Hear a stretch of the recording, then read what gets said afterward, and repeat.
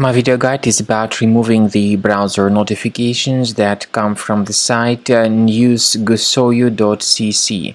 News-gusoyu.cc is a deceptive site attacking Google, Chrome and other browsers. It actually tries to trick you into clicking on the Allow button, supposedly as a part of some browser checkup. But in reality, it's a mistake to click on Allow. If you do that, the browser will be hijacked and almost immediately infected with permanent ads that will keep attacking your screen from time to time. If you have clicked on Allow, you should immediately fix your browser and to stop these ads from attacking your screen.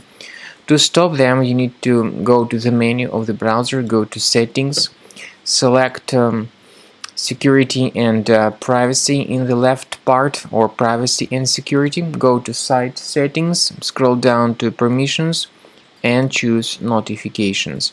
Research the websites allowed to send notifications and remove any malicious sites from the list, including this News-gusoyu.cc. I also recommend researching the system with Combo Cleaner antivirus. Get it on the website combocleaner.com. Use this green download button, install the program and begin researching your system.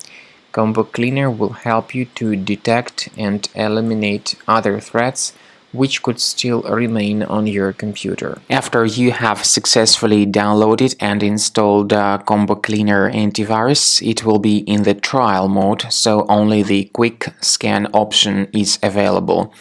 Click on Start Scan button. The program will first of all update its antivirus database for proper malware detection and elimination. You will notice that most likely the program will start identifying certain threats on your computer.